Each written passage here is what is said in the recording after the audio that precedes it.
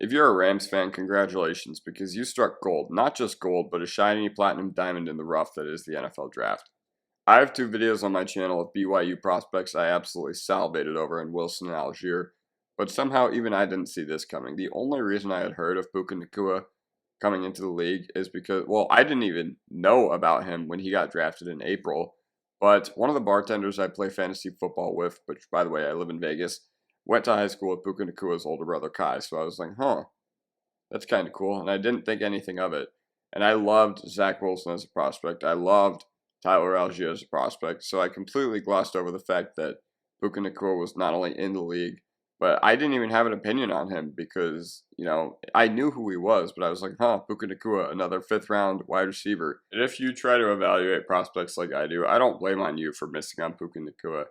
NFL teams pay people millions of dollars each year to do this, to try to evaluate prospects, see who is going to hit, and each team passed on Puka Nacua multiple times, including the Rams 7 times, and draft capital historically is the biggest indicator of how a guy's career is going to go.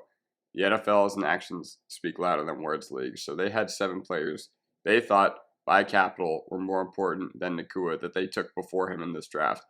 That said, he's in historic company. That's what I'm trying to get at, is that he's a baller.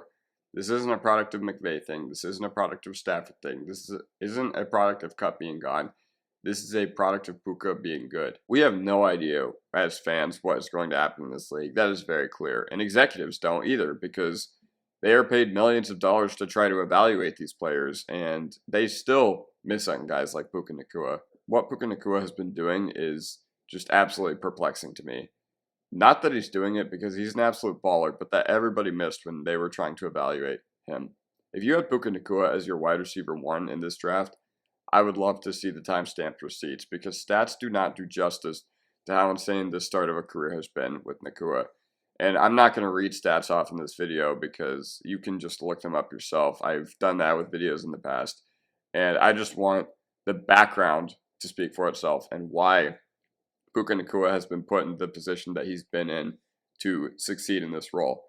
McVay and Stafford absolutely love this dude, and it's very clear he's going to continue to be a part of this offense going forward. He's not just a cup rule merchant, because he's only lined up in the slot on 30% of his snaps thus far this year.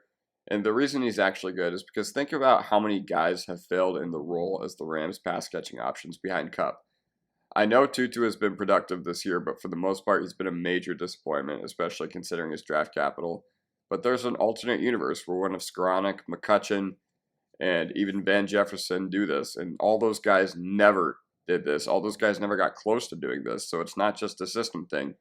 Puka Nacua is actually good. His grittiness and hard-nosedness have been a huge reason why McVay needs this guy to be on the field. And his grittiness and hard-nosedness, like I said, for lack of a better adjective, have been why a lot of people, from the point where he was at high school in Utah and going to Washington and going to BYU, have had nothing but good things to say about him, at least publicly. So ever since 2020, we have had just insane rookie wide receivers. We've been spoiled rotten with guys like Jefferson, Lamb, Chase, Devontae, Waddle, London, Olave, Wilson, Watson, and all those guys, whether you think they're good or not, they all showed insane potential. But what if I told you amongst all those guys, not only is it absurd to think about the fact that a rookie wide receiver from this year's class is terrorizing opposing defenses, but if you told me that a wide receiver from, I don't know, let's just say the 2023 bucket had the best 4-game start to a career ever for a wide receiver, or at least most productive, I would have guessed like 8 or 9 before Nacua, and I would have said that only 3 of them even have that in their range of outcomes, and Puka would have not been one of my guesses at all, or even close to it. There are 19 wide receivers in the 2023 draft who were taken before Puka Nacua, and sometimes the NFL gets it wrong.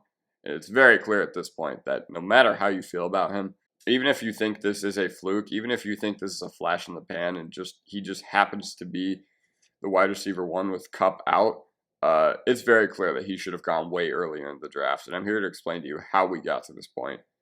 Nacua in high school was deciding between a bunch of West Coast schools. He set 7 state records at Utah: career receiving yards, career touchdowns, single season marks and touchdowns, yards and yards per game average, and a single game mark for receiving yards. And to do this video, I've been reading an absurd amount of content on this dude. literally anything I could find, which trust me, once you break out in the NFL, searching for old stuff on Google gets a lot more difficult. But Puka Nacua's high school coach, Jeremy Hill, knew how special this guy was and shouting it from the rooftops. You could tell he was different mentally as well as physically. He picked up the offense in a day, picked up the defense in a day, and he was sort of LeBron James-esque where you could teach him 11 spots, and he knew all 11. Puka Nacua was the 8th best wide receiver recruit in the country and a very high 4-star. And the only two guys ahead of him who are actually NFL relevant right now are Garrett Wilson and George Pickens. So he wasn't just some nobody that happened to get offered by Washington. By the way, I'm bringing this up because how prominent of a recruit you are does correlate in some way to NFL success. 5-star recruits fizzle out all the time in college football, but it's very rare that a 2-star recruit will end up smashing at the NFL level. So that's why this is coming up now. So yeah, he was a high 4-star, and then he went to Washington and transferred after his sophomore year due to extremely cryptic family reasons. I don't have any reason to doubt him since he seems like a great dude, and maybe being away from Utah wasn't a good thing for him. We forget that these guys are like 18, 19 years old, and we're trying to evaluate them going forward and how they're going to be in a league with lots of grown men. But the thing that confuses me about Nacua is that he's a yards per outrun machine, but he never lapped the other wide receivers on his team in terms of production. In 2021, he had 805 yards, and in 2022, he had 625 yards. Don't get me wrong, he led the team in receiving both years, but even then, I'm still trying to figure out where NFL teams missed. And then I think I have it looking at a chart.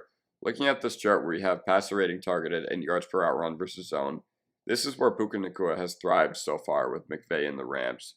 I was listening to Matt Harmon, and he said the Rams might need to be under investigation because he thinks they may have cloned Robert Woods because it's scary how similar Puka Nacua and young Robert Woods have played in that system. Prospects who are drafted after the early picks of the second round are just simply not good bets to succeed. Just taking 2022 from example, you have 2 hits in this bucket relative to draft position in Pickens and Dobbs, maybe 3 depending on how you feel about Wando. So relating this back to Nacua, guys taken after the beginning of the second round are like a slot machine. For every Amon-Ra, Diggs, Puka, or Tyreek, there's 25 wide receivers from the same bucket of prospects who busted. But rookie wide receivers have been broken this year. The inarguable best ones have not been the ones we expected, like JSN, Addison, QJ. But they've been Nacua, Michael Wilson, Jaden Reed, Marvin Mims, and Zay Flowers. Guys like Downs and Hyatt have made an impact so far, but I hope it gets more substantial as time goes on. And whether you think this is a flash in the pan, whether you think that this is going to fizzle out, whether you think that this isn't sustainable when Cup gets back, whether you think McVay is going to leave for broadcasting like he was considering doing, whether you think Stafford is actually going to retire because he was considering it this past offseason due to injuries, I hope we can all appreciate the greatness of some random guy who came from a small Mountain West school, or not a Mountain West school, but a small school in a mountain town. Granted, premier college football program, especially for not being in a Power 5 conference. But I hope we can all just bask in the greatness of Puka Nacua, and what he is doing is absolutely absurd. And this is just nuts to me that he's doing this, and I'm really happy for the dude, especially considering everything we see about him indicates that he's a great guy. And even if he is just a flash in the pan, he has proven that he not only belongs in the NFL, but he belongs in a big way.